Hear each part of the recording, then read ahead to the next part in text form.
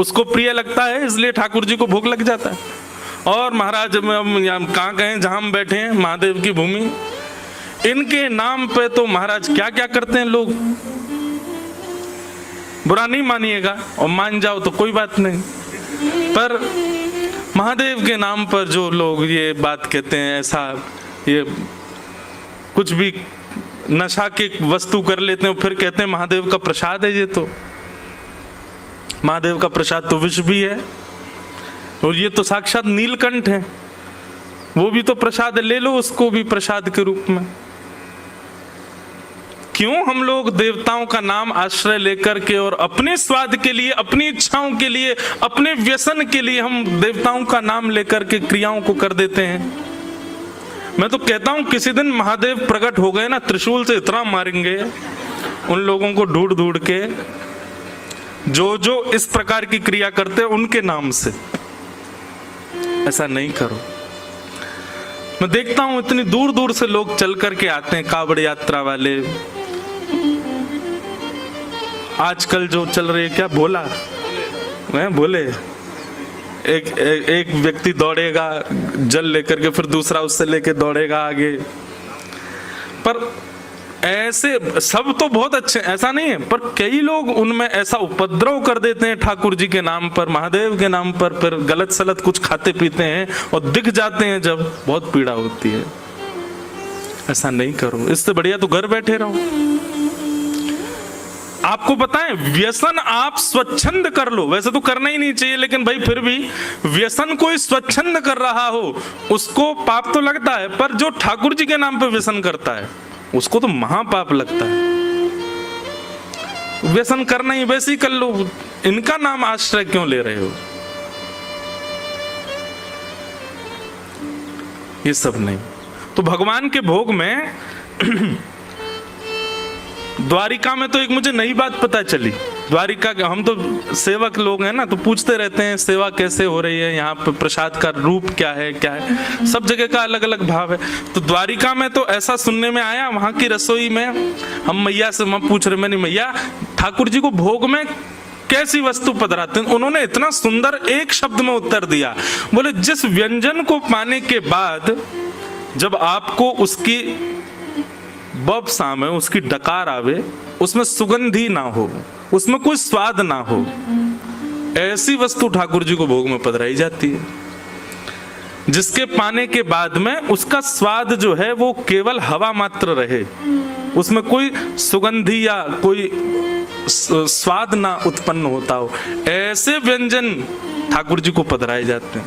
नई बात, उनमें तो बहुत सारी चीजों का निषेध हो जाता, मूली का निषेध हो गया, गाजर का निषेध हो गया। तो बड़ी बड़ी प्रणाली हमारे वैष्णवों ने करी है, उसके अनुसार संप्रदाय अनुसार अपने भावानुसार उनका पालन किया जाता है। कृष्णोपासन लालसा। द्वारिका में नारद आदि संत क्यों विचरण करते हैं? बोले कृष्ण की उपासना की लालसा से। तो हमारे जितने भी अवगुण हैं वो अवगुण ही भक्ति बन जाएंगे यदि उसमें ठाकुर जी का भाव विद्यमान हो जाए। क्रोध है, यदि वो संसार में ना हो कि ठाकुर जी से हो जा, नाथ सुना है तारे हैं तुमने लाखों, हमें जो तारो तो हम भी जाने। सुना है तारे हैं तुमने लाखों, हमें जो तारो तो हम भी जाने। अब ये एक सूक्ष्म क्रोध है ठाकुर जी से, आपने इतने तार दिए नाथ, हमने क्या बिगाड़ा आपका? आप जैसे कहते हैं वैसे रहता हूं, जैसा आपका शास्त्रों में वर्णन है वैसे रहने का प्रयास करता हूं, सच बोलता हूं, झूठ से दूर रहता हूं, सब कुछ व्यवस्थित करके चलता हूं। अच्छा बंधुओं, एक प्रश्न आता है मन में, बहुत ध्यान से सुनना। हमको भी 1 महीना बाद माइक मिला है ना, आज हम 1 महीना बाद, 1 महीना से सबसे ज्यादा याद आई मुझे व्यासपीठ की। इतना स्मरण हो रहा था कब बैठूं कब कुछ सुनाऊं, वहां पे भी सुनाता था करने तो आराम गया था, 2 दिन में ही आराम हो गया मेरा। तीसरे दिन से यूं लगे अब तो आराम, अब तो नींद ही नहीं आ रही, क्या करें। तो हमने छोटे छोटे मीट एंड ग्रीट रखे। कथा तो अकेले थोड़ी, पूरी टीम यहीं थी, हम अकेले कैसे कथा करें। तो लोग बागों को बोल देते थे हाँ भाई यहाँ रुके, आ जाओ। इतनी भीड़ आती, उनके बीच में बैठ के थोड़ी बहुत देर सत्संग करते। एक दिन एक बालक ने वहां पर एक प्रश्न किया और उससे इतना सुंदर भाव ठाकुर जी ने प्रेरणा देकर के उत्तर दिलाया। अधिकतर लोगों के मन में ये प्रश्न होता है महाराज जी, व्यसन करने वाले, उल्टे सीधे काम करने वाले लोग कभी कभी ज्यादा सुखी दिखाई देते हैं। भक्ति पथ पर चलने वाले, यम नियम आसन प्रत्याहार ध्यान धारणा समाधि का पालन करने वाले, जप करने वाले, बिना प्याज लहसुन का प्रसाद पाने वाले, रात्रि जल्दी सो जाने वाले, सत्य का आचरण करने वाले लोग कभी कभी दुखी दिखते हैं। भगवत आराधन करने वाले लोगों के जीवन में कभी कभी संकट ज्यादा दिखाई देते हैं, कष्ट ज्यादा दिखाई देते हैं, और व्यसनी पामर जीव कभी कभी बड़े प्रसन्न दिखते हैं। ऐसा क्यों? इसका भगवत कृपा से एक उत्तर मन में आया, बहुत ध्यान से सुनना। सीधी बात है, जिसके घर में रहते हो, जिसके देश में रहते हो, जिसके नगर में रहते हो, यदि उसके बनाए नियमों का पालन नहीं करोगे तो दुखी रहोगे। हम लोग कलयुग में रहते हैं और पालन करते हैं सतयुग का। रहते कहां पर हैं? कलयुग में। और पालन क्या कर रहे हैं? सतयुग का। सुबह जल्दी उठेंगे, बताओ 5 बजे से कथा, आज सॉरी 5:30 बज गए हैं, कल 5 बजे बैठ जाऊंगा मैं। कल आप और जल्दी 4:45 तक आ जाना। आज भी आ ही गए होंगे, हम ही हैं ऐसे, क्या करें। तो आप रहते कलयुग में हो और पालन करते हो सतयुग का। कलयुग को ये बात अच्छी लगेगी? नहीं लग सकती। तो कलयुग क्या करता? अब वो आप पर कुछ प्रहार तो कर नहीं सकता, तो वो क्या करता है? कलयुग का पालन करने वाले लोगों को सुंदर बना करके, सुखी बना करके आपको दिखाता है। कलयुग देख, मांस खाने वाला, मदिरा पीने वाला, उल्टे सीधे काम करने, देख कितना सुखी घूम रहा है, और तू देख राम राम जपता है फिर भी कितना दुखी है। आपके मन में संशय प्रकट होता है, और ये संशय कौन प्रकट करवाता है? कलयुग ही करवाता है, क्योंकि वो आपको छेड़ नहीं सकता, आपसे कुछ कह नहीं सकता, इसलिए वो उन लोगों को सुखी दिखाता है। वो है नहीं सुखी, महादुखी है वो लोग, पर आपको ऐसा दिखवाता है कि देखो मेरे नियमों का पालन करने वाले कितने सुखी, और तुम सबरे सतयुग त्रेता द्वापर का पालन करते हो कितने दुखी हो। और इसी प्रभाव में आकर के कई लोग नाम जप छोड़ देते हैं, कई लोग भक्ति पथ छोड़ देते हैं, कई लोग कथा साधन छोड़ देते हैं। क्यों? वो ज्यादा सुखी हैं। हम भी करके देख लें तो क्या बुराई। लेकिन भैया विचलित मत हो, कलयुग आपको कितना भी प्रभाव दिखावे, आप अपने पथ का त्याग मत करो, आप अपनी निष्ठा का त्याग मत करो, आप अपने नियम का त्याग मत करो। लगे रहो बस अपने क्रम पर। तो ये अवगुण जो हैं ये कलयुग के रूप में, पर यही अवगुण यदि ठाकुर जी के प्रति प्रस्तुत कर दिए जाएं तो यही गुण बन जाएंगे। क्रोध ठाकुर जी से हो, नाथ सूरदास जी पर आपने कृपा की, भक्तिमती मीराबाई पे आपने कृपा की, इतने सब वैष्णवों पे आपने कृपा की, हम इस योग्य तो नहीं पर हम पे थोड़ी तो करो नाथ। क्रोध, लोभ, लोभ कैसा हो ठाकुर जी के प्रति? यदि पता चल जाए कि वो इतना नाम जप करते हैं तो लोभ जगे, मैं उनसे ज्यादा करूंगा। ये लोभ अब संसार में है तो फिर विषय बन जाता है, ठाकुर जी की भक्ति में आ जाए तो यही प्रेम लक्षणा भक्ति बन जाता है। अब यहां पर जो शब्द प्रयोग किया गया लालसा, लालच, लालच अच्छा नहीं है, लालच बुरी। लेकिन यहां पर क्या कह रहे हैं? कृष्णोपासन लालसा। यदि कृष्ण की उपासना का लालच है, कथा सुनने का लालच है, वृंदावन जाने का लालच है, भक्त बंदों से मिलने का लालच है, तो वो लालच अच्छा है। एक प्रकार से संसार में करो तो सब विषय हैं, लेकिन ठाकुर जी के सन्मुख प्रस्तुत कर दो तो सब भक्ति है। कृष्णोपासन लालसा। नारद जी महाराज इसलिए घूमते हैं द्वारिका में कि चलते फिरते कभी ना कभी कहीं ना कहीं ठाकुर जी दिख जाएं, मिल जाएं, उनका दर्शन हो जाए। बहाने से जाते हैं द्वारिका के द्वार पर, और द्वार पर जाकर के कहते हैं भिक्षाम देहि। मानो कभी भिक्षा लेकर के श्री कृष्ण भीतर से आ जाएंगे तो मन प्रसन्न हो जाएगा। ऐसे बहाने बना करके नारद जी महाराज द्वारिका जाते हैं और द्वारिकाधीश के यहाँ जाकर के भिक्षा मांगते हैं। पर कभी तो भिक्षा लेके देवकी मैया आ जाती हैं, कभी लेके बलराम जी आ जाते हैं, कभी रोहिणी मैया आ जाती हैं, कभी वसुदेव जी आ जाते हैं, ठाकुर जी नहीं आते। ठाकुर जी तो पहले ही विचार कर लेते हैं ना, जो जिस भाव से आ रहा होगा वही भाव पूर्ण नहीं होने दूंगा। अब नारद जी तो पात्र लेके खड़े भिक्षाम देहि, और भीतर से आ रहे हैं वसुदेव जी। नारद जी कहते जिसके लिए आया वो तो आया ही नहीं। बलराम जी आ जाते कभी भिक्षा लेकर, नारद जी कहते तुम काहे को आ जाते हो, उनको क्यों नहीं भेजते, हमको उनके दर्शन की अभिलाषा है, ऐसी लालसा। हाँ,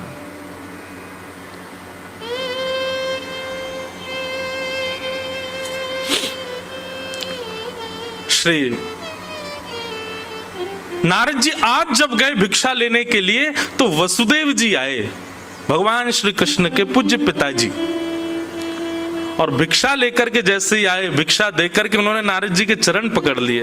बोले हे नारद जी, मेरे मन में कुछ संशय हैं, कुछ प्रश्न हैं, कुछ भाव हैं, आप मेरे पास बैठो, मुझे आपसे पूछना है। और यहीं से नवयोगेश्वर संवाद प्रारंभ होता है। नारद जी बोले क्या संशय है आपका, बताओ। तो भगवान श्री कृष्ण के पूज्य पिताजी श्री वसुदेव जी कहते हैं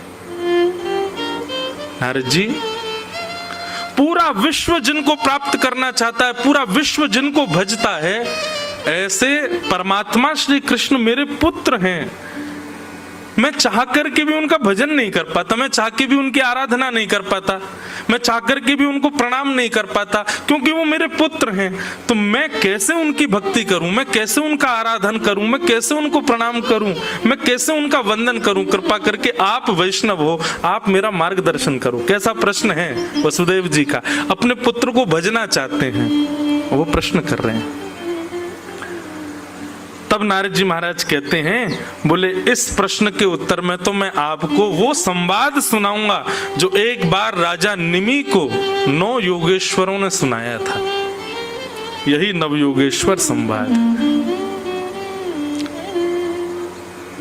और यहीं से श्री नारद जी महाराज योगेश्वर संवाद कहना प्रारंभ करते हैं।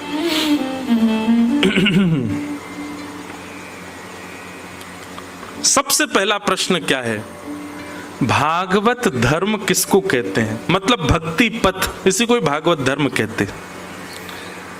और इस भागवत धर्म का अनुसरण करने वाले लोगों के नियम क्या होते हैं, कृपा करके मुझको बताइए। और इस प्रश्न का जैसे ही उत्तर दिया, सबसे पहला उत्तर कौन दे रहे हैं, कवि नाम के योगेश्वर। कविर्वाच, बहुत ध्यान से सुनिएगा। प्रश्न क्या है पहला, कि भागवत धर्म क्या है। भागवत धर्म का मतलब क्या होता है, भगवत प्राप्ति का मार्ग क्या है, कृपा करके हमको बताओ। और यहां से कवि नाम के योगेश्वर, पहले योगेश्वर उत्तर दे रहे हैं। ये वही भगवता प्रोक्त उपाया आत्मलब्धे अंजः पुंसाम विदुषाम वृद्धि भागवतान हितान। अच्छा, एक बात मन में आती है, बहुत ध्यान से सुनना बंधुओं।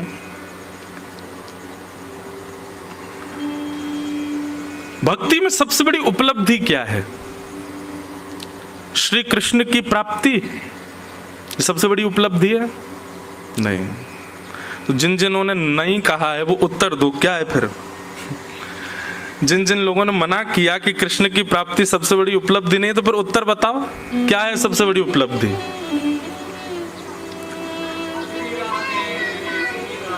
क्या कह रहे हैं? वाह भैया, बहुत अच्छी बात है। सबसे पहली बात, भक्ति में उपलब्धि की इच्छा ही नहीं होनी चाहिए, लेकिन फिर भी एक ठौर तो चाहिए, एक डेस्टिनेशन तो चाहिए, एक स्थिति तो चाहिए। वो क्या है? एक छोटे से उदाहरण से समझिएगा। जिन यदुवंशियों को साक्षात श्री कृष्ण प्राप्त हो गए, वही श्री कृष्ण यदुवंशियों का हाथ पकड़ करके सत्संग में बैठाते हैं। समझ में आई बात? श्री कृष्ण की प्राप्ति भक्ति में सबसे बड़ी उपलब्धि नहीं है, पर हाँ, इतने वैष्णव मिलकर के भगवत चर्चा कर रहे हैं, ये भक्ति की सबसे बड़ी उपलब्धि है। और वो भी ऐसे माहौल में, ऐसे समय पर, ऐसे स्थान पर, ऐसी बेला में बैठ करके ये सत्संग करना निश्चित ही भगवत बड़ी कृपा है हम आप सब लोगों के ऊपर। ठाकुर जी का बड़ा अनुग्रह। ठाकुर जी निश्चित ही प्रसन्न तो नहीं होंगे हमसे, लेकिन हाँ, हमको देख के मुस्कुराते तो होंगे थोड़े थोड़े। उसी का ये फल है कि हमको ये सत्संग प्राप्त है। और इसका उदाहरण क्या है कि ठाकुर जी को प्राप्त करने वाले वैष्णवों को भी ठाकुर जी कहते हैं कि तुम लोग सत्संग करो, मेरा चिंतन करो, मेरा भजन करो। ध्रुव जी महाराज को 5 वर्ष की आयु में ठाकुर जी मिल गए। उसके बाद भगवान ने 36,000 वर्ष के लिए उनको कहा कि तुम शासन करो।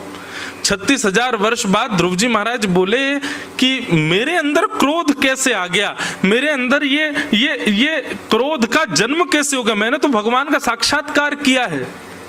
ऐसा प्रसंग आता है कि ध्रुव जी महाराज ने यक्षों का वध किया था क्रोध में आकर के। ध्रुव जी को क्रोध कैसे आ गया? तब ध्रुव जी को कहते हैं कि तुमको भगवान का दर्शन तो किया, तुमको भगवान तो प्राप्त हो गया, लेकिन तुमको सत्संग नहीं मिला। गोपियां, रास पंचाध्याय में प्रसंग आता है कि जब भगवान श्री कृष्ण उनके साथ में विचरण करने लगे, विहार करने लगे, तो भगवान कृष्ण प्राप्त हो गए, लेकिन प्राप्त करने के बाद भी गोपियों के चित्त में सूक्ष्म अहंकार आ गया।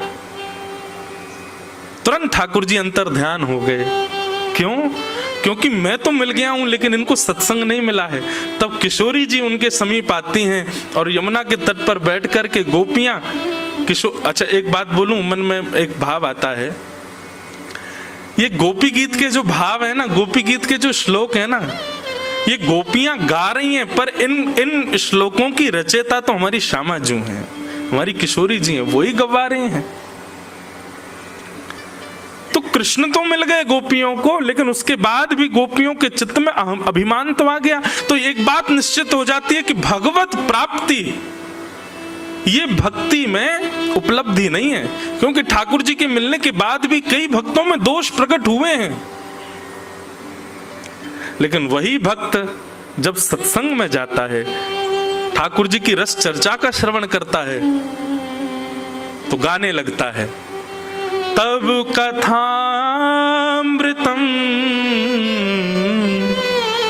तप्त जीवनम कविभिरीडितम कल्मषापहम श्रवणमंगलम श्रीमदाततं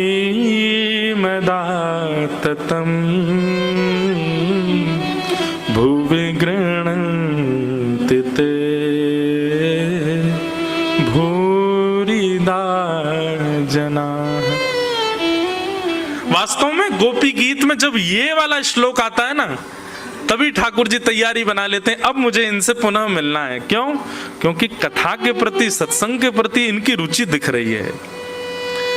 ठाकुर जी जब देख लेते हैं कि भाई इसमें सारे गुण हैं, खूब जप करता है, खूब तप करता है, यज्ञ करता है, अनुष्ठान करता है, तिलक स्वरूप करता है, पर कथा में इसकी रुचि नहीं है, तो ठाकुर जी कहीं ना कहीं अपने आप को दूर ही रखते हैं। लेकिन बाकी के साधनों में इतनी रुचि नहीं है, कथा श्रवण में बड़ी रुचि है।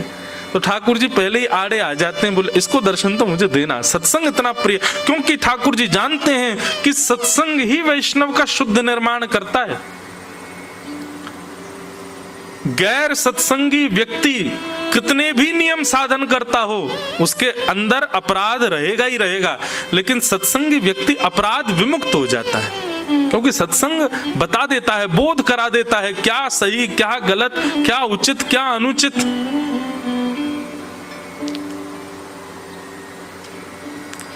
तो भक्ति में उपलब्धि क्या है? आप रात्रि में सो रहे हैं और नींद नहीं आई, तो नींद ना आने पर आप सोशल मीडिया नहीं देख रहे हो। नींद ना आने पर आप YouTube पर जाते हो, किसी अच्छे रसिक जन की सुंदर वाणी चला करके उसको श्रवण करने लगते हो। ऋषिकेश से दिल्ली की ड्राइव कर रहे हैं तो गाड़ी में कोई भद्दे गीत ना चला करके किसी भगवत रसिक की वाणी सुनते हुए जा रहे हो। अपने समय में, अपने जीवन में, अपने दिन में एक क्षण का भी अवकाश जब मिलता है, एक क्षण के लिए भी जब आप खाली होते हो, उस क्षण में आप अपनी इंद्रिय विषयों की तरफ ना जाकर के भगवत वार्ता को प्रायोरिटी देने लग जाओ, तो समझ जाना अब भगवत उपलब्धि प्राप्त हो रही है। अब आप भक्ति के पथ पर अग्रसित हो गए हो। एक प्रकार से ये कह दूं तो जैसे पथ पर चलते हैं तो माइलस्टोन आते हैं ना, इतनी दूरी और रह गई, इतनी दूरी और रह गई। जब ऐसी स्थिति हो जाए कि आप नींद ना आने पर मार्ग पर चलते हुए अपने दिन के अवकाश में सत्संग को प्रायोरिटी देते, तो आप पहला माइलस्टोन पार कर चुके हो। अब ठाकुर जी के और समीप आ चुके हो। वही बात यहां पर कह रहे हैं, भगवतः प्रोक्तः उपाय आत्मलब्धये अंजः पुंसाम विदुषाम वृद्धिम भागवतान हितान। निमि राजा ने प्रश्न किया कि भागवत धर्म क्या है, और कवि नाम के योगेश्वर कहते हैं कि ठाकुर जी के द्वारा बताई गई जो वाणियां हैं, ठाकुर जी के द्वारा कहे गए जो प्रसंग हैं, उन प्रसंगों पर अमल करके उनका जीवन में पालन करना और नेत्र बंद करके ठाकुर जी ने जो कह दिया उसको करने लग जाना, यही भागवत धर्म है। उस पर किंतु परंतु प्रश्न चिन्ह नहीं है। ठाकुर जी यदि अपने प्रवचन में कह रहे हैं गीता में, कर्मण्येवाधिकारस्ते मा फलेषु कदाचन, हे अर्जुन तुम्हारा अधिकार केवल कर्म पर है, फल की चिंता मत करो। फल देने का अधिकार मेरा है, तो इसका पालन होना चाहिए कि फल की चिंता मत करो, ठाकुर जी देखेंगे, हम बस कर्म करें। भगवान यदि अपने प्रवचन में कह रहे हैं कि ये अपराध है, ये पाप है, ये दोष है, तो निरंतर उनका ध्यान करके वो ना करना, और जो ठाकुर जी की आज्ञा है उस पर नेत्र बंद करके चलने लग जाना, यही भागवत धर्म है। बंधुओं, भक्ति में सबसे ज्यादा आवश्यक यदि कुछ है तो वो है विश्वास, अटूट विश्वास। हमारे सूरदास जी गाते हैं बहुत सुंदर भाव, भरोसो दृढ़ इन चरणन केरो, भरोसो दृढ़ इन चरणन केरो, भरोसो दृढ़ इन चरणन केरो, भरोसो दृढ़ इन चरणन। भैया 4 दिन के लिए आप सब लोग ही हमारे कोरस वाले हो, दक्षिणा के रूप में 11-11 रुपए सबको दूंगा मैं, गाओ मेरे साथ। आप सब हमारे साथ कोरस करो, पीछे पीछे गाओ सुन करके। सूरदास जी की वाणी है, भरोसो दृढ़ इन चरणन केरो, भरोसो दृढ़ इन चरणन के, भरोसो दृढ़ इन चरणन केरो, भरोसो दृढ़ इन चरणन के। श्री वल्लभ नख चंद्र छटा बिन, श्री वल्लभ नख चंद्र छटा बिन, श्री वल्लभ नख चंद्र छटा बिन, श्री वल्लभ नख चंद्र जग माही अंधेरो, सब जग माही अंधेरो, हाँ सब जग माही अंधेरो, सब जग ठाकुर जी के प्रति भरोसा, अपने गुरुदेव के प्रति भरोसा यदि आपका नहीं है तो आप कितने भी नियम साधन कर लो, आपका कल्याण नहीं हो पाएगा। लेकिन आप नियम साधन में चूक करते हो, लेकिन ठाकुर जी की वाणी और गुरुदेव की वाणी पर पूर्ण भरोसा करते, अमल कर देते हो, उसको अपने जीवन में उतार लेते हो, आपको कोई नहीं रोक सकता, कहीं आप गिर नहीं सकते, आपका निश्चित कल्याण होगा, क्योंकि आपके भीतर भरोसा है। भरोसो दृढ़ इन चरणन केरो, भरोसो दृढ़ इन चरणन, भरोसो दृढ़ इन चरणन केरो, भरोसो दृढ़ इन चरणन केरो। श्री राधा रमण लाल की।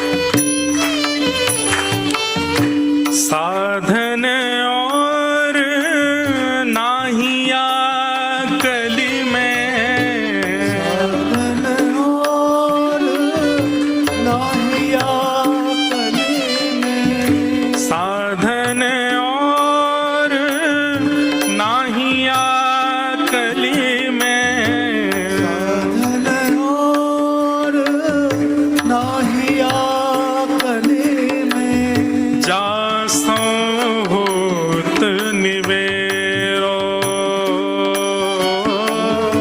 सासों होत निवेरो। सूरदास जी कहते हैं इस कलयुग में और कोई साधन है ही नहीं आपके कल्याण का, केवल और केवल भरोसा ठाकुर जी की वाणी के प्रति, गुरुदेव की वाणी के प्रति, बस ये भरोसा जीवन में ले आओ और भली साधन आपसे ना बने, कल्याण हो जाएगा। सूरदास जी से किसी ने कह दिया, सूरदास जी मतलब हमारे जप तप अनुष्ठान नियम ये किसी काम के नहीं है, केवल भरोसा ठाकुर जी के प्रति, कोई प्रमाण है आपके पास?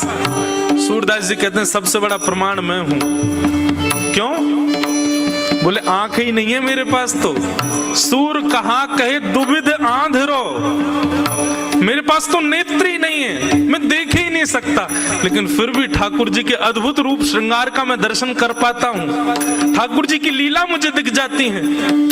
आज हरि देखे नंगम नंगा, मोतन माल गले और साजे, छवि के उठत तरंगा, कैसे दिख जाते, नेत्र तो है ही नहीं मेरे पास में।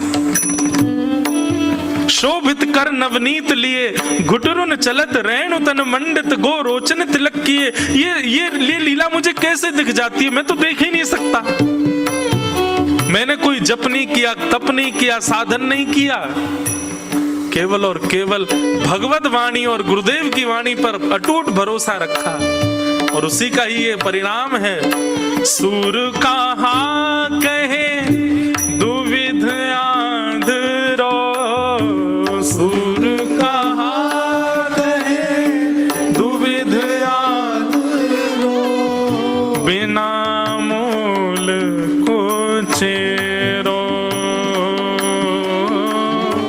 बिना मोल को चेरो, भरोसो दृढ़ इन चरणन केरो, भरोसो दृढ़ इन चरणन केरो, भरोसो दृढ़ इन चरणन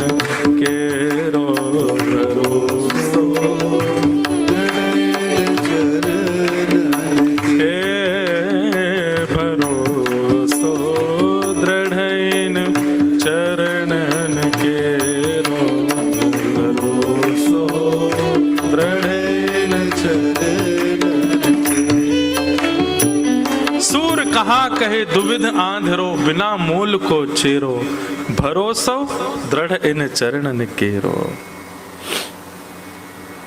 तो भागवत धर्म क्या है, पहला प्रश्न है। अगर नवयुगेश्वर संवाद चले तो प्रश्न और उत्तर दोनों यहां से जाने के बाद कक्ष में लिख लिया करना कि आज प्रश्न क्या किया था और आज उत्तर क्या मिला था। तो प्रश्न क्या है कि मुझे बताइए भागवत धर्म क्या है। तो प्रश्न का उत्तर दे रहे हैं कि भगवान ने जो कुछ भी कहा है उनकी प्राप्ति के लिए, मतलब मैं जिस भाव से प्राप्त हो जाऊं, ऐसी सारी बातें जो भगवान कह रहे हैं उन बातों पर आप अटूट विश्वास की तरह चलने लग जाओ, वही भागवत धर्म है। और कैसे चलो, बोले अंजह पुंसाम विदुषाम। इसका अर्थ क्या है, बोले नेत्र बंद करके ठाकुर जी की कही गई बात पर फिर ये नहीं हो कि कहीं गिर तो नहीं जाएंगे, कहीं ऐसा तो नहीं हो जाएगा, कहीं ये तो नहीं हो जाएगा, ये कैसे करेंगे, वो कैसे होगा, कर लो बस।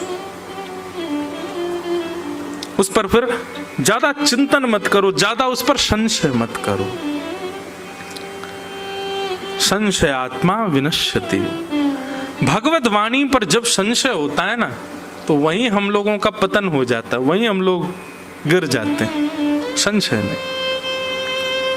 तो क्या करें, जब तक पूर्ण विश्वास नहीं हो जाए भगवत वाणी पर, तब तक उसका पालन मत करो, तब तक फिर नाम जप और ये सब आदि साधन करते रहो। जब लगे कि हाँ बस अब जो ठाकुर जी की वाणी है, अब इस पर हमको कोई संशय नहीं है, तब चलो। कहीं चलने के बाद संशय हुआ ना, तो फिर गिर जाओगे। लेकिन एक और बात यहाँ पर भगवान कहते हैं कि धावन निमिल्य वा नेत्रे नस्खले न पते दिह। बोले जो व्यक्ति मेरे बताए मार्ग पर चलने लग जाता है वो कभी गिरता नहीं, और गलती से कभी अविश्वास के कारण गिर भी जाएगा तो चिंता ना करे, मैं ही उसको उठाऊंगा। क्योंकि मेरी जिम्मेवारी बन जाती है, जब कोई मेरे मार्ग पर चलता है तो मेरी लायबिलिटी हो जाती है कि उसको फिर कोई दिक्कत ना हो। लेकिन फिर भी यहाँ रसिक जन आज्ञा कर रहे हैं, भगवत वाणी आज्ञा करती है कि आप उस पर विश्वास करके ही चलो जो भगवत वाणी है। भगवत वाणी क्या है, पूरी भागवत भगवत वाणी है, रामायण भगवत वाणी है, भगवत गीता भगवत वाणी है। व्यास मंच पर बैठ करके व्यास जन बुद्धि विवेक के साथ, आजकल व्यास मंच से भी कुछ भी कह दिया जाता है, इसलिए मिलावट केवल मिठाइयों में नहीं है, सब्जियों में ही नहीं है, व्यासपीठ पे भी हो गई है, हैं?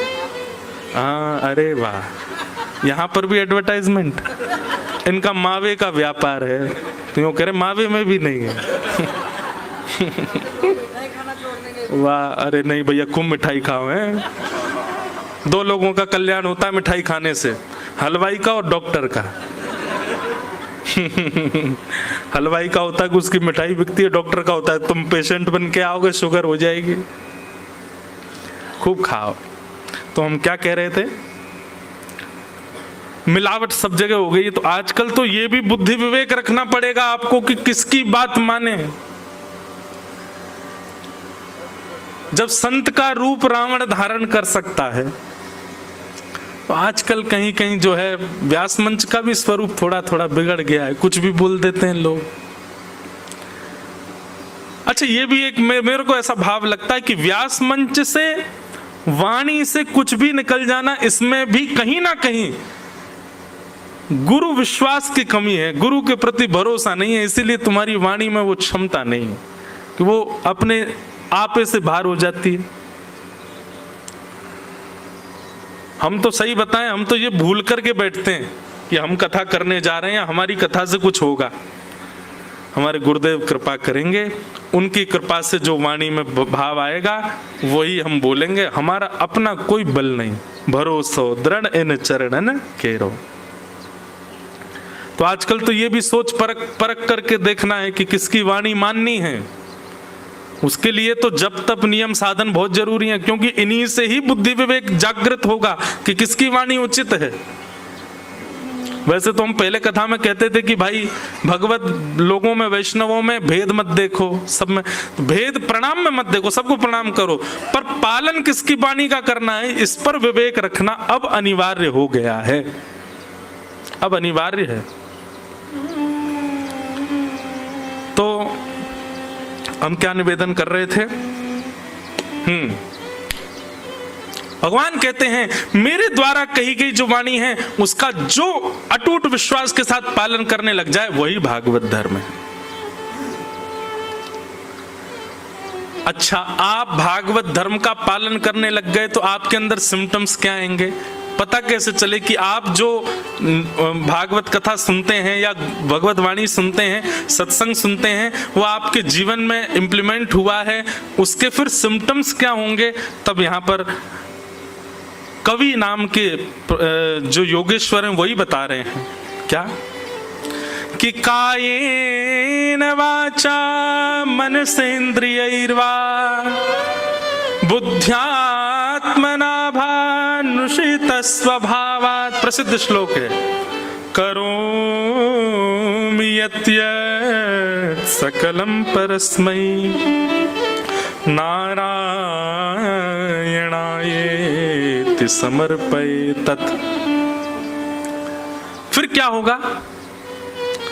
आप जब भगवत वाणी का पालन करने लग जाएंगे, अटूट विश्वास के साथ भागवत धर्म भक्ति पथ पर चलने लग जाएंगे, तो आप अपनी सत्ता भूल जाओगे। अभी क्या होता है?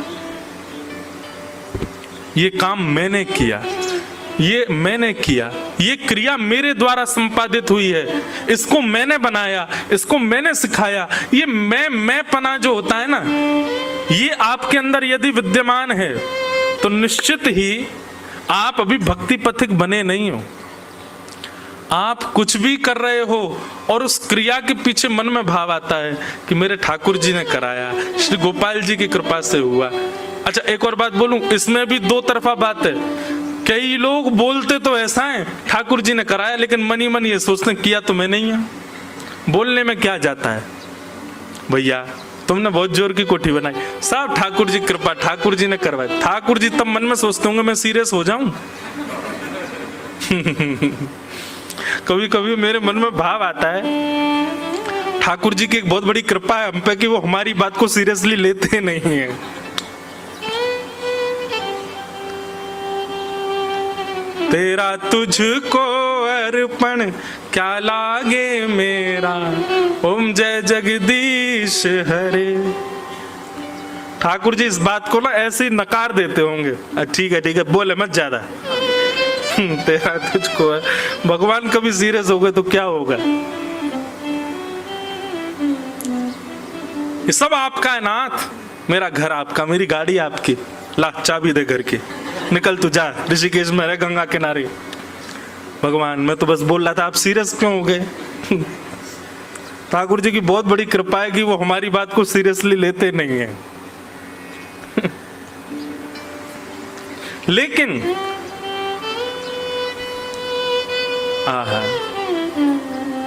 कुम्मन दास जी का एक चरित्र याद आता है कि कुम्मन दास जी जिस कुटिया में रहते थे, मैं बताता हूं कभी कभी कथा में, उनके बगल वाले कुटिया में एक वैश्या रहती थी। और वो वैश्या, कुम्मन दास जी का नियम था दिन भर तो वो सब काम करते थे, लेकिन जब अर्धरात्रि हो जाती थी, बिल्कुल अंधेरा, तब उठ करके स्नान करके रात में भजन करते थे। क्यों? रात में सब सो रहे हैं, शोर शराबा नहीं, ध्यान लगेगा, मन लगेगा, रात में बैठ करके भजन करते थे। और वैश्या के भी प्रेमी सब रात को ही आते थे, रात भर वहां पर भद्दे गीत गाए जाते, नाच गाना होता। और उन सब से कुम्मन दास जी को थोड़ा बहुत तो कष्ट होता ही था। बेचारे वो श्री कृष्ण शरणम मम जाप कर रहे हैं और वहां बगल वाली कुटिया से भद्दे गीत गाए जा रहे हैं, उल्टे सीधे नृत्य किए जा रहे हैं, जोर जोर की आवाज करी जा रही है। कुम्मन दास जी को लगता कि भाई जब इसका तीव्र स्वर मेरे भजन में बाधा बन रहा है तो मैं भी तीव्रता से भजन करूंगा। तो जो करते थे श्री कृष्ण शरणम मम, वो भी जोर जोर से गाने लगे, श्री कृष्ण शरणम मम, श्री कृष्ण शरणम मम, श्री कृष्ण। जितनी तेज आवाज वैश्या के भवन से आवे गीतों की, उतनी तेज आवाज में कुम्मन दास जी कीर्तन करने लगे। अब वैश्या तो परेशान हो गई। वैश्या बोली ये बाबा बड़ी जोर जोर से गा रहा है। प्रेमियों से कह दिया, बोले कि देखो ये हमारे हमारे हमारे आनंद में विघ्न डाल रहा है। बाबा वो क्या करें? बोले इसकी कुटिया जला दो, कुटिया जल जाएगी तो कहीं और चला जाएगा। प्रेमियों ने जाकर के कुम्मन दास जी की कुटिया में आग लगा दी। हाँ हाँ, कुम्मन दास जी, हम आप सब लोग होते तो हम क्या करते? तुरंत पानी मंगाओ, जे करो वो करो, आग बुझाओ, अरे मेरा घर जल गया, हाय राम, सिर पकड़ के रोते। कुम्मन दास जी ने तो अपने ठाकुर जी समेटे, बाकी सब सामान वहीं छोड़ दिया और दौड़ करके ठाकुर जी को उठा करके ठाकुर जी को लेकर के भागे। बस एक बार ठाकुर जी को कहा, हे ठाकुर जी, ये मेरा घर थोड़ी था, ये तो आपके लिए मैंने छप्पर बनाया था, आपको धूप ताप बारिश आदि की कोई विघ्न ना लगे, आपकी कुटिया थी नाथ। मेरी कुटिया तो जल जाए, मेरा तो सब कुछ खाक हो जाए, मुझे कोई चिंता थोड़ी, पर ये आपका था नाथ, कैसे जल गया? इतने विश्वास से जब ठाकुर जी से थोड़े विरह में आकर के जब कुम्मन दास जी ने बात कही, ठाकुर जी बोले, अरे अभी बताऊं। सोई पवन देव से कहा, बोले ऐसे बहो कि कुम्मन दास जी की कुटिया की आग की लपटें इस वैश्या के घर में जाएं। जोर की हवा चली, आग तो लगी थी कुम्मन दास जी कुटिया में, पर वो लपटें सारी जाने लगी वैश्या के भवन में, और देखते ही देखते उसका भवन जल गया। वैश्या निकल करके आई बाहर, कुम्मन दास जी को गालियां देने लगी, चढ़ गई ऊपर, बोले कैसे तुमने मेरी कुटिया में आग लगा दी? कुम्मन दास जी बोले, एक बात बता, तैने मेरी कुटिया में आग लगाई? बोले नहीं, मैंने नहीं लगाई, मेरे प्रेमियों ने लगाई। बोले तेरे प्रेमी ने मेरी कुटिया जलाई, मेरे प्रेमी ने तेरी जला दी। प्रेमी प्रेमियों को लड़ने दे, मैं और तू काय को लड़े बीच में, लड़ने इनको ही। वहीं श्री नामदेव जी का प्रसंग आता है कि उनके कुटिया में आग लगी तो उनकी स्थिति क्या हुई? एक किनारे पर आग लगी तो नामदेव जी गए, घर के सारे सामान उठा उठा के मां डालने लगे। घर के लोग बोल, कब पागल हो गए? नए का आग लगी है, तुमने बाकी सब उसमें क्यों झोंक दिया? बोले अग्नि भगवान का स्वरूप है, मुझे ऐसा लगा आज मेरे घर साक्षात ठाकुर जी पधारे, इतने से स्थान में क्यों बैठे, पूरे घर में क्यों नहीं आ रहे? पूरे घर में हम लोग सुन सकते हैं इस बात को, कर कभी नहीं सकते, करना भी नहीं। ढूंढवाएंगे लोग, कहाँ है व्यास को ढूंढ के लाओ, वो उसने सिखाया है इनको। ये तो केवल एक विनोद की बात, मैं केवल एक प्रसंग मात्र बता रहा हूं, लेकिन इतना भरोसा हमारा है ठाकुर जी के प्रति।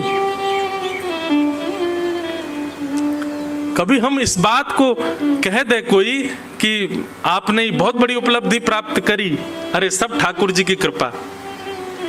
ठाकुर जी भी जानते हैं उस समय आपको, केवल बात बना रहा है, कह रहा है दिखावे के लिए केवल कि ठाकुर जी की कृपा, लेकिन विश्वास नहीं है चित्त में इसको कि हाँ मैंने ही कृपा करके दिया।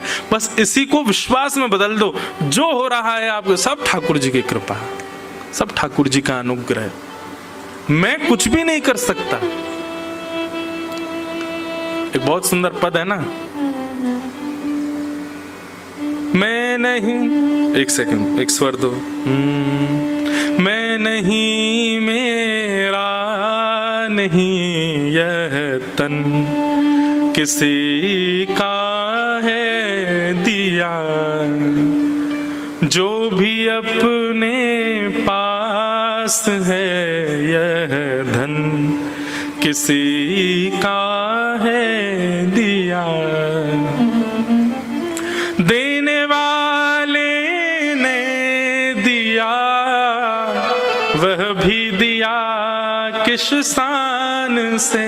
हम अमेरिका होके आए, हम लंदन होके आए, हम ऑस्ट्रेलिया होके आए, आहा वहां की सुंदरता देख करके आए। ठाकुर जी बोले तू देख के आया, नेत्र ही नहीं दिए होते मैंने तो। हम फलाने गीतकार का, संगीतकार का कॉन्सर्ट अटेंड करके उसका गाने सुन के आए, ठाकुर जी बोले मैंने कान ही नहीं दिए होते तो सुनता। अरे हमने पैदल पूरी परिक्रमा कर दी गिरिराज जी की महाराज, ठाकुर जी बोले पाँव ही नहीं दिए होते तो करता। ये मैंने किया, मैंने किया, मैंने किया, आप नहीं कर सकते। आप जो कुछ भी कर रहे हो, सोने से लेकर के खाने तक, खाने से लेकर के अपने जीवन की उपलब्धियों तक, सब ठाकुर जी की कृपा है आप पर। आप स्वयं की सत्ता पर कुछ नहीं कर सकते। इसलिए जो कुछ भी करो हर स्थिति में नारायणाय। अब अभी क्या हमारी स्थिति क्या हो गई है, हमारे साथ कुछ भी अच्छा होता है तो हम सोचते हैं हमने किया, और कुछ बुरा हो जाता है तो गुरुजी के पास, गुरुजी हमारे संग ऐसा क्यों हो गया, हमारे साथ ठाकुर जी ने ऐसा क्यों किया। कभी अच्छे होने पर कभी जाके किसी ब्राह्मण देवता से कहा ठाकुर जी ने हमारे साथ ऐसा क्यों किया, हम तो इसके लायक ही नहीं थे, फिर क्यों किया, कभी बोलते हैं हम? कभी नहीं। हमारे साथ बुरा होता है, हम तभी ज्योतिषी के पास हाथ क्यों दिखवाते हैं, देखना जरा बुरा क्यों चल रहा है, हमारी जन्म कुंडली देख लो, सब बुरा बुरा क्यों हो रहा है। जब अच्छा होता है तब हमको कभी संशय नहीं आता मन में कि मैं तो इस लायक ही नहीं था, मेरी कुंडली देख के बताना अच्छा क्यों हो रहा है मेरे साथ।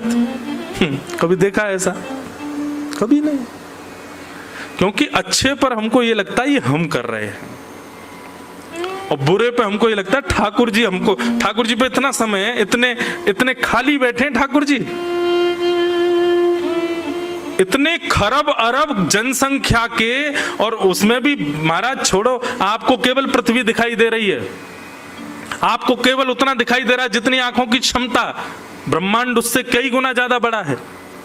एक बार प्रिया प्रियतम की लीला चल रही थी वृंदावन में, ललिता विशाखा दोनों पहरेदारी कर रही थी। इतने में ब्रह्मा जी आए, कोई बहुत इंपॉर्टेंट मीटिंग करनी थी उनको भगवान से, ब्रह्मांड के रिगार्डिंग कुछ निर्णय लेना होगा। तुरंत आ गए वृंदावन। ललिता विशाखा जी बोली रुकिए रुकिए रुकिए, कहाँ जा रहे हैं आप? बोले आप मुझे नहीं रोक सकते। बोले अंदर निवृत्त निकुंज की लीला चल रही है, सखियों का प्रवेश नहीं है, आप कहाँ भीतर जा रहे हैं? बोले अरे आप जानते नहीं मैं ब्रह्मा हूं, ब्रह्मा को आप नहीं रोक सकते। ललिता विशाखा बोली क्षमा करो, भीतर तो नहीं जान देंगी। ब्रह्मा जी बोले आप लोग मुझको रोक रही हैं, अभी आप जानती नहीं है मैं कौन हूं। बोले कौन हूं? बोले मैं ब्रह्मा हूं। आपने गलती से भी अगर भगवान को जाके बता दिया ना ब्रह्मा आया है, तो पहले तो आपको 2 बात डांटेंगे, तुमने ब्रह्मा को नहीं आने दिया अंदर। इसलिए मेरी प्रार्थना स्वीकार कीजिए, कैसे भी भगवान को यह बात पता लगवाइए कि ब्रह्मा आया है, बहुत जरूरी बात करनी है मुझे भगवान से। ललिता विशाखा बोले रुको हम अभी कुछ करते हैं। ठाकुर जी किशोरी जी लीला कर रहे थे, अब निकुंज में, निवृत्त निकुंज में प्रत्यक्ष नहीं जाती सखियां, किसी वृक्ष के पीछे छुप करके कोई आज्ञा लेनी होती वहीं से बोल देती हैं। तो ललिता ने धीरे से आवाज करके बोली हे श्याम सुंदर, क्षमा प्रार्थी हैं, आपकी लीला में हम विघ्न बनने। पर द्वार पे एक व्यक्ति आयो है और बार बार यूं कह रहा है कि मेरा नाम जाके ठाकुर जी को बताए दो। ठाकुर जी बोले कौन आया है? बोले यूं कह रहा हूं मैं ब्रह्मा हूं, ब्रह्मा आयो है आपसे मिलवे के काजे। ठाकुर जी बोले कौन सा ब्रह्मा आयो, बातें नाम पूछ के आओ। ललिता जी बाहर गई, बाहर जाके बोली आपका नाम क्या है? ठाकुर जी नाम पूछ रहे हैं। ब्रह्मा जी हंसने लगे, अरे मैं ब्रह्मा हूं, चतुरानन, मुझे चतुरानन भी कहा जाता है, पूरी सृष्टि का रचयिता मैं हूं ब्रह्मा। जाके ठाकुर जी से बोलिए आदि कवि ब्रह्मा, आदि सृष्टि रचयिता ब्रह्मा, चतुरानन ब्रह्मा, ये सब मेरी उपाधियां, जाके बता दो भगवान को। ललिता जी जाके बोली जय जय, वो तो यूं कह रहो बाने सृष्टि बनाई है, पूरा ब्रह्मांड बनायो कहिए बाने, आदि कवि बता रहे हो अपने आप ने, बताए दो कहा करनो, बहुत देर तक प्राणन ने पी रहो हमारे ने भीतर आवे को।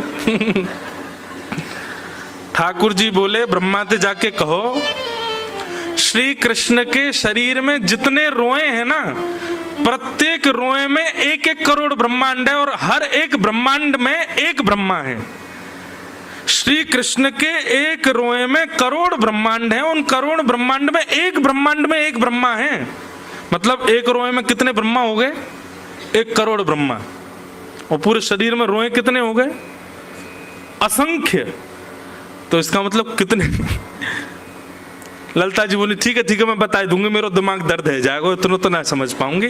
बाहर जाके बोली अरे ब्रह्मा जी सुनो, श्री कृष्ण यूं कह रहे हैं उनके एक रोए में 1 करोड़ ब्रह्मांड हैं और प्रत्येक एक ब्रह्मांड में एक ब्रह्मा है, तुम कौन से ब्रह्मा हो ये बताओ। ब्रह्मा जी मूर्छित होकर गिर पड़े वहीं पे, बोले ये तो मुझे आज पता चला, ऐसा मेरे अलावा भी ब्रह्मा है क्या? तो भैया आपको ये लगता है कि ये ऋषिकेश, दिल्ली हो गया, बंबई हो गया, हैं लंदन हो गया, अमेरिका हो गया, ये पृथ्वी हो गई, यही है बस? ठाकुर जी को कभी कभी याद आता होगा कि ये भी है। इतना बड़ा ब्रह्मांड है ठाकुर जी का, और उस ब्रह्मांड में, इतने विकसित ब्रह्मांड में ठाकुर जी को आपको कष्ट देने के लिए समय निकाल लें। मेरे जीवन में इतना कष्ट क्यों दिया भगवान? भगवान इतने खाली बैठे हैं क्या?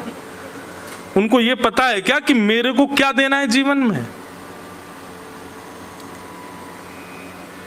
इसलिए कष्ट आने पर कोसना बंद करो भगवान को। जो ठाकुर जी से आके कहते हैं आपने ऐसा क्यों कर दिया मेरे साथ, नाथ मेरा जीवन ऐसा क्यों कर रहे हो? भगवान ने इतनी सुंदर व्यवस्था बनाई है, इतना बढ़िया तो कोई इंजीनियर भी नहीं बना सकता किसी फैक्ट्री को, जैसा ठाकुर जी ने इस ब्रह्मांड को बनाया है। व्यक्ति अपने कर्म से भोगेगा अपने आप, जो भी भोगेगा। भगवान ने कुछ अपने हाथ में नहीं रखा कि इसको ये देना है, इसको ये देना है। कर्म सुधर जाएंगे तो बुरे कर्मों का फल कम हो जाएगा, कर्म बिगड़ेंगे तो सुधरे हुए कर्मों का फल कम हो जाएगा। अपने आप सब कुछ सिस्टमेटिक ढंग से अपने आप विविध रूप से चलता है। ठाकुर जी पर समय नहीं इतना, वो हमें कष्ट देने बैठे।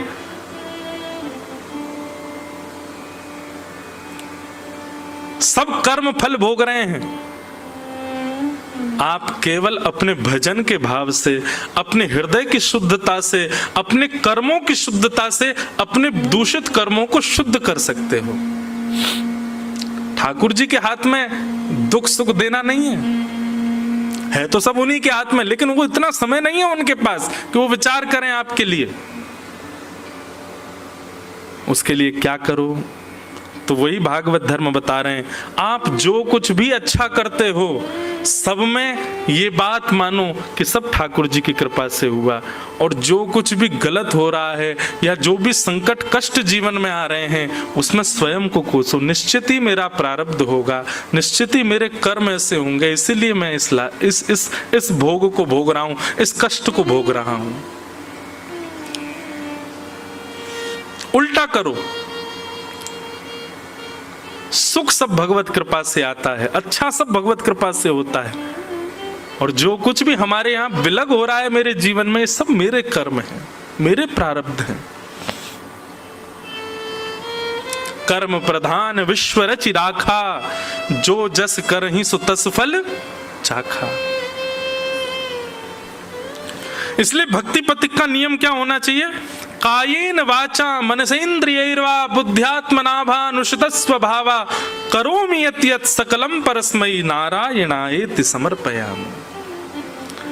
अपनी काया से, अपने मन से, अपनी बुद्धि से, अपने वचन से, अपनी वाणी से, अपने विचार से जो कुछ भी करे सब ठाकुर जी को अर्पित। मेरी कोई सत्ता नहीं है, मेरी कोई स्थिति नहीं, सब ठाकुर जी आपके अनुग्रह से हो रहा है।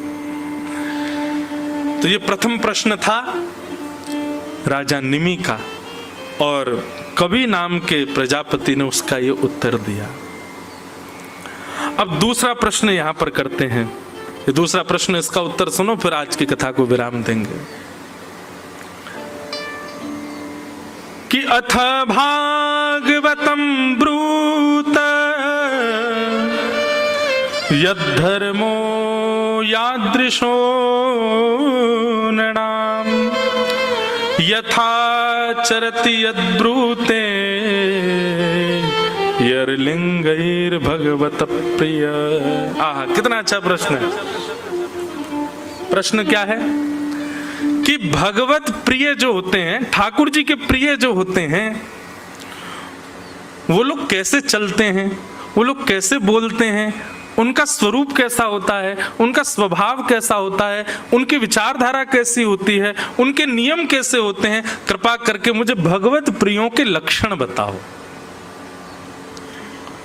यहां पर ठाकुर जी के लक्षण नहीं पूछे, ठाकुर जी को जो प्रिय हैं।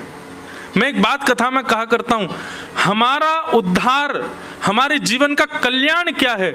हमको ठाकुर जी प्रिय लगे नहीं, ठाकुर जी के हम प्रिय हो जाएं।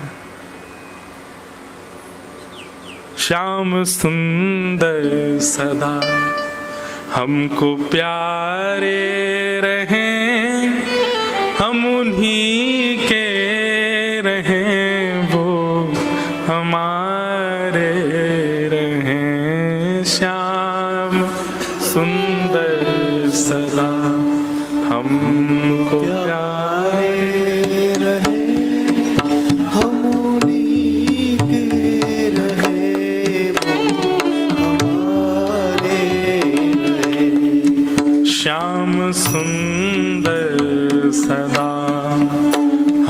हमको प्यारे रहें, हम उन्हीं के रहें, वो हमारे रहें। श्याम सुंदर सदा हमको प्यारे रहें, हम उन्हीं के रहें, वो हमारे रहें।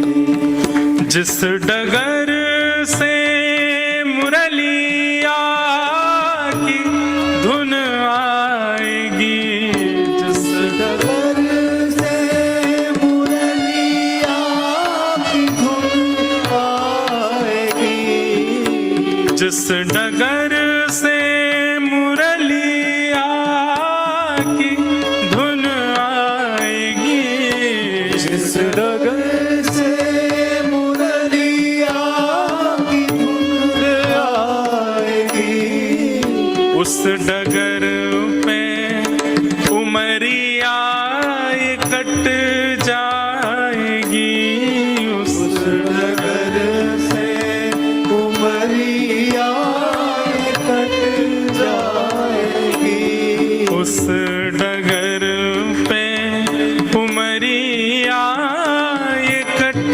जाएगी, उस डगर से उमरिया ये कट जाएगी। हे उस डगर पे उमरिया ये कट जाएगी, उस डगर से उमरिया ये कट जाएगी। उनकी तस्वीर मन में बनाए रहें, हम उन्हीं के रहें, वो हमारे। श्याम सुंदर सदा हमको प्यारे रहें, हम उन्हीं के रहें, वो हमारे रहें, हम उन्हीं के रहें, वो हमारे रहें, हम उन्हीं के रहें, वो हमारे। श्री राधा वल्लभ लाल की।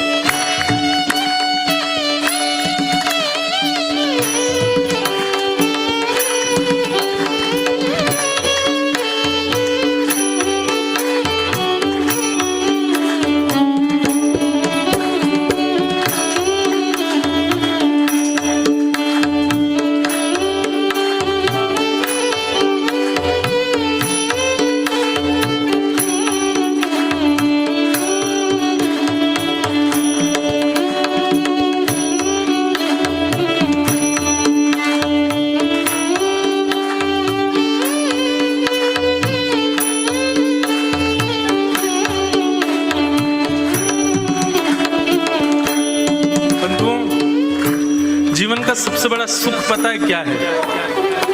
आप जिसको बहुत मानते हो, जिससे बहुत प्रेम करते हो, जिसके प्रति आप पूर्ण रूपेण न्योछावर हो, वो कभी भरे समाज में ऐसा कह दे आपके लिए कि ये तो मेरा है। ऐसा लगता है कि बस अब इसके बाद तो जीवन हमारा भले यहीं खत्म हो जाए, अब और कुछ नहीं चाहिए। कभी कभी मन में भाव आता है, इतनी कथाएं करने का, इतना परिश्रम, इतना हम कोई परिश्रम कुछ कर नहीं रहे हैं, लेकिन फिर भी बात कह रहे हैं, इतनी कथाएं करने का, इतने नाम जप करने का, इतने भजन कीर्तन करने का, इतने यज्ञ अनुष्ठान करने का हमको फल क्या चाहिए? एक बार, बस एक बार ठाकुर जी भले ही प्रत्यक्ष, और प्रत्यक्ष के लिए मैं इतना योग्य नहीं हूं तो प्रत्यक्ष भले ही ना है, स्वप्न में ही आकर के मुझे एक बार कह दें तू मेरा है, बस और कुछ नहीं चाहिए ना। आप भले ही जीवन भर हमको मिलो मत, हमको दिखो मत, हमें कभी आप प्रत्यक्ष दर्शन मत दो, और स्वप्न में भी आप दिखना नहीं, आप केवल स्वर निकाल करके ऐसा कह देना कि तू मेरा है। बस ये 2 शब्द सुनने हैं नाथ आपसे, और कुछ नहीं चाहिए। मेरा भजन केवल इसी के लिए, और बस वास्तव में एक नैष्ठिक भक्त का, एक प्रिय भक्त की इससे ज्यादा मांग यदि कोई है तो अपने आप को भक्त कहना मना कर दे, नहीं है वो भक्त। इससे ज्यादा यदि आपकी डिमांड है तो हमारी तो एक ही डिमांड है नाथ, आप कभी स्वप्न में या प्रत्यक्ष भाव से बस इतना कह दो कि तू मेरा है।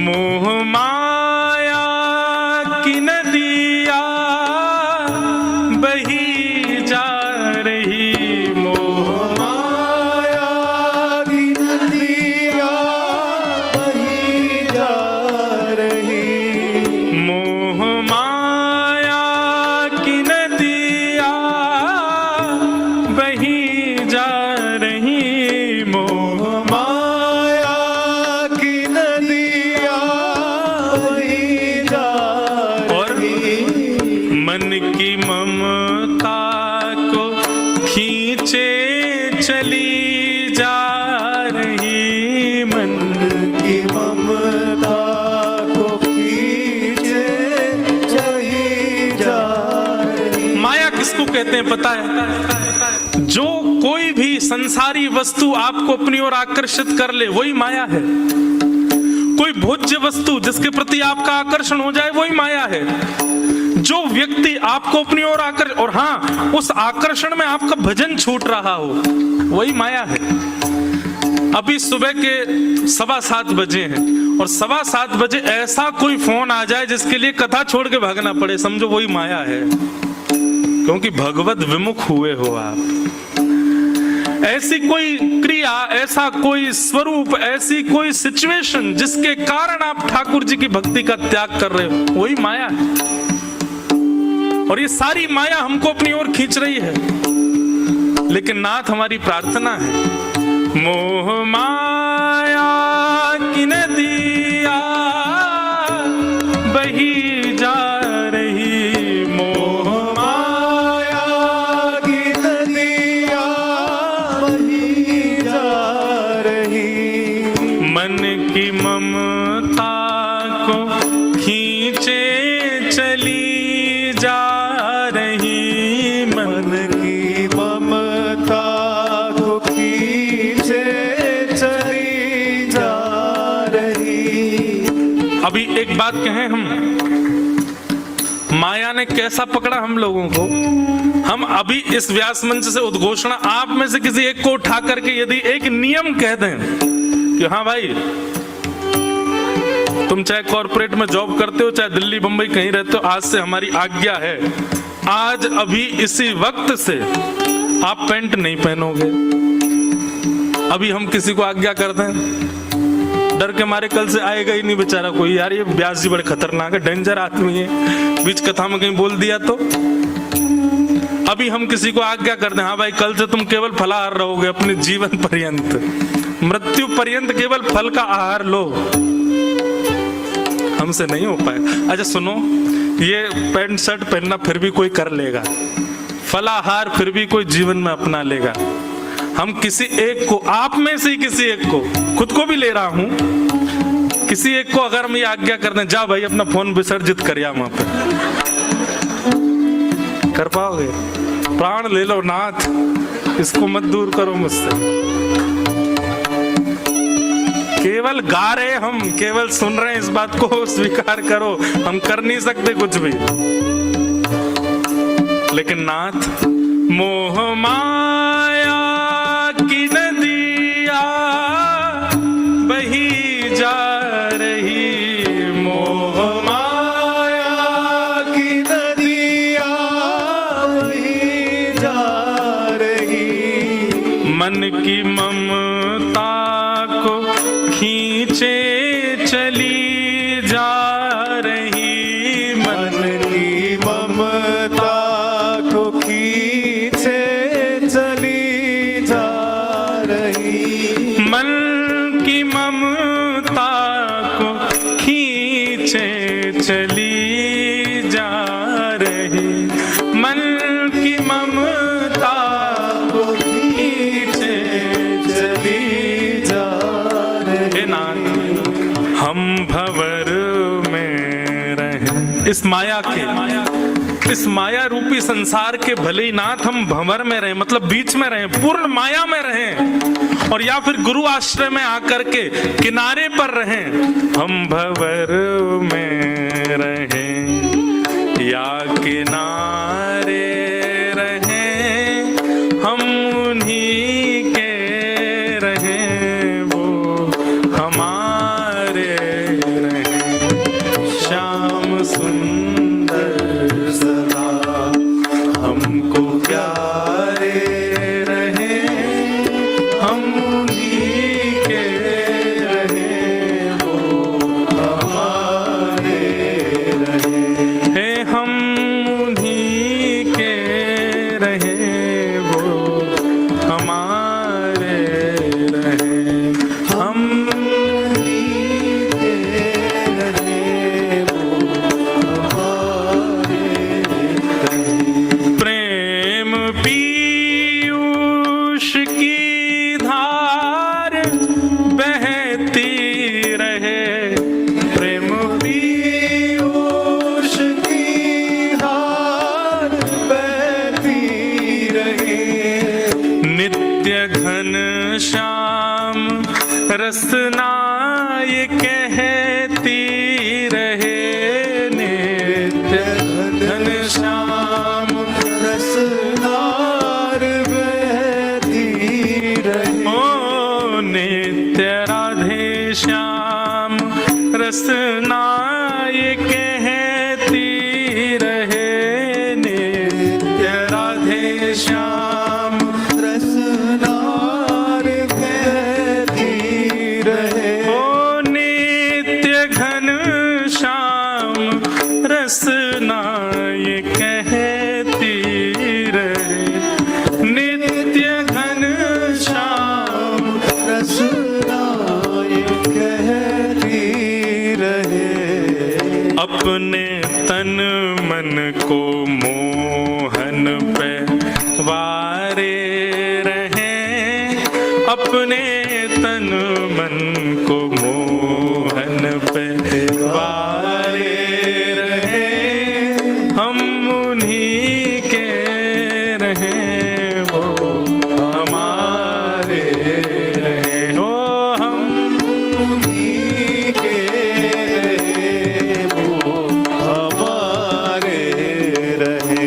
ओ श्याम सुंदर सदा हमको प्यारे रहे, हम उन्हीं के रहे, वो हमारे रहे।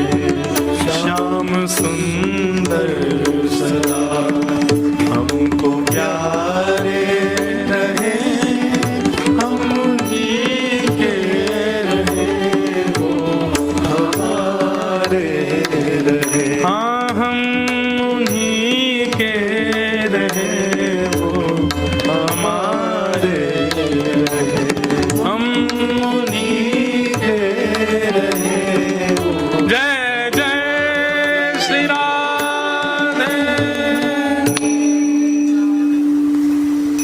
तो यहाँ पर राजा निमि पूछ रहे हैं कि महाराज भगवत प्रियों का लक्षण क्या है। ठाकुर जी हमको प्रिय रहें ये सामान्य बात है, पर हम ठाकुर जी के प्रिय बन जाएं ये हमारे भजन की विशेषता है। हाँ भाई, हमारी दौड़ यही के लैया है कि हम ठाकुर जी के प्रिय बने। ठाकुर जी यूं कहें जे मेरो प्रिय है, जे इंद्रेश याते मोह प्रेम है। हाँ, मैं खुद कह रहा हूँ, मुझे कितना सुख मिल रहा है। ठाकुर जी कभी ये बात कह दें, हैं श्री गिरधर लाल जी हमारे कभी कह दें कि जे मोह बहुत प्रिय है। हाँ हाँ, प्रियतम तू मोहे प्राण ते प्यारो, प्रियतम तू मोहे प्राण ते प्यार। बहुत अच्छा पद है, मुझे पूरा याद नहीं है। श्री वेणु विनोद कुंज वाले महाराज जी वृंदावन में, उनका ये पद है संभवतः। बहुत अच्छा पद, कल गाऊंगा निश्चित।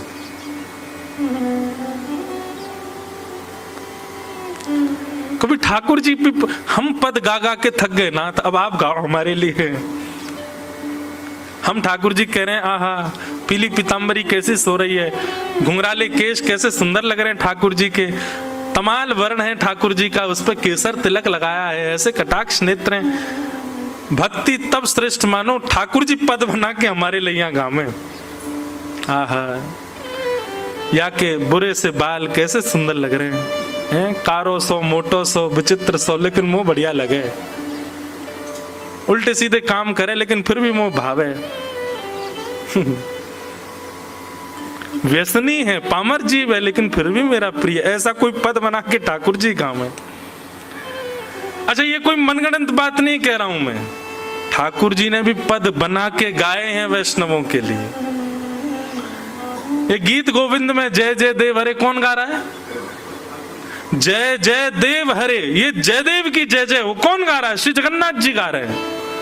श्रुत कमला कुछ मंडल धृत कुंडल कलित ललित वन माल, यहां तक तो जयदेव महाप्रभु ने गाया। जयदेव महाप्रभु का स्वर बंद करके ठाकुर जी गाते हैं जय जय देव हरे। अरे जयदेव तुम्हारी जय जय हो। ठाकुर जी मतलब पद गाते हैं अपने वैष्णवों के लिए। हमें भक्ति तब तक करनी है जब तक ठाकुर जी हमारे काज पद नहीं गाए। हमें पद तब तक गाने जब तक ठाकुर जी हमारे लिए नहीं गावे। कोई कह करके हो सकता है मेरी निंदा करे, कैसा व्यास बताओ ठाकुर जी से यूं कह रहा ठाकुर जी हमारे लिए पद गाए।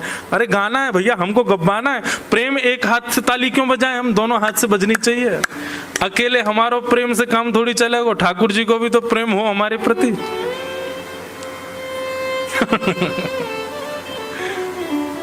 अद्भुत। तो यहां पर प्रश्न कर रहे हैं कि भगवत प्रियों के लक्षण क्या हैं? ठाकुर जी को जो भा गए हैं उनके सिम्टम्स क्या हैं? कृपा करके उनके बारे में मुझे बताओ। तब यहां हरि नाम के योगेश्वर उत्तर दे रहे हैं, ध्यान से सुनिएगा। ये लक्षण हैं आपके अंदर तो आप हरि प्रिय हो। हरि प्रिय का प्रथम लक्षण क्या है? कि सर्वभूतेषु यः पश्येत् भगवद्भावमात्मना भूतानि भगवत्यात्मन् एष भागवतोत्तमः। तीन प्रकार के प्रिय बताए भगवान के। एक बहुत ज्यादा प्रिय, एक थोड़ा प्रिय और एक हाँ ठीक है प्रिय है। तीन प्रकार के प्रिय होते हैं हमारे भी। ये मुझे बहुत प्रिय है, इसके बिना मैं रह ही नहीं सकता। हाँ ये ठीक है, ये नहीं भी होगा तो भी कभी कभी याद आ जाती है, मध्यम प्रिय। और तीसरा प्रिय कौन होता है? सामने आ जाए तो प्रिय, नहीं मिले तो कोई बात नहीं। ऐसे तीन प्रकार के प्रिय हैं ठाकुर जी के। तो प्रथम प्रिय का लक्षण क्या है? जो बहुत प्रिय है ठाकुर जी को, जिसके बगैर ठाकुर जी रह नहीं पाते। उसका लक्षण क्या है? बोले सर्वभूतेषु यः पश्येत् भगवद् भावमात्मनः। भगवान कह रहे हैं, हरि नाम के प्रजापति कह रहे हैं, जो जिसको देखे उसकी दृष्टि के आगे जो आ जाए वो उसमें मेरा कोई ना कोई भाव देखे, ये मेरे अति प्रिय का लक्षण है। और ये बात मैं दावे से कह सकता हूं, हम में से कोई भी नहीं है ऐसा। हम और किसी को क्या देखें? अगल बगल में एक दूसरे को देखो, तुमको दिख रहे हैं भगवान उसमें? ठाकुर जी का कोई स्वरूप दिख रहा है उसमें? कैसा लग रहा है? धोंधू। हम में दिखेगा ही नहीं, हमको किसी में नहीं दिख सकता। भक्तिमती मीराबाई का स्वरूप ऐसा था। आप रसिक जनों के कभी चरित्र पढ़ो, चरित्र सुनो, उनके चरित्र में आपको देखने में मिल जाएगा कि वे जब किसी भगवत भक्त को देखते थे उसमें कोई ना कोई भगवत अंश देख लेते थे, उसमें कोई ना कोई भगवत भाव देख लेते थे। मीराबाई के विषय में मैं बताया करता हूं कि जब मीराबाई किसी को देखती तो कोई काला दिखता उनको, तो ना कह रहा हूं मैं, कोई ऐसा दिखता उनको तो सब तो कहते भाई काला काला काला, मीराबाई कहती कितनी कृपा, श्री कृष्ण ने तुमको अपना वर्ण दिया है, अपने वर्ण के रूप में तुमको चुन लिया है। कोई बहुत नटखट दिख जाता, बहुत ऊधम गा रहा, दुनिया तो कहती बड़ा ऊधमी बालक है, बड़ा ऊधमी, मीराबाई कहती ठाकुर जी ने अपना एक ऊधम का गुण इसको दिया है। कोई बहुत अच्छा नृत्य करता तो उसकी विशेषता नहीं है ये, मीराबाई उसमें भी यही देखती ठाकुर जी ने अपना नृत्य का गुण इसको दिया है। ऐसी दृष्टि जिसकी हो जाए, वो जिसको देखे उसके गुण में कोई भगवत संबंध देख ले। कोई बहुत सुंदर है, सब उसकी सुंदरता की प्रशंसा कर रहे हैं, पूछ रहे हैं तुम क्या लगाते हो चेहरे पे, तुम कौन से साबुन से नहाते हो, तुम क्या खाते पीते हो, इतने बढ़िया दिखते हो। ये संसारी व्यक्ति है, पर भगवत व्यक्ति जब किसी सुंदर को देखेगा तो यही कहेगा श्री राधारमण जी की बड़ी कृपा है, अपनी सुंदरता इसको प्रदान की है, अपना वर्ण इसको प्रदान किया है, अपने जैसा स्वर इसको प्रदान किया, अपना जैसा नृत्य इसको दिया है। किसी की चाल भली अटपटी है, आहा गजगामिनी चाल है, उसकी चाल पर ही बारी बारी जा रहे हैं, लोग बाग तो कहेंगे भाई देखो क्या वॉक है इसकी, है क्या बढ़िया चल रहा है, लेकिन वैष्णव क्या कहेगा, आहा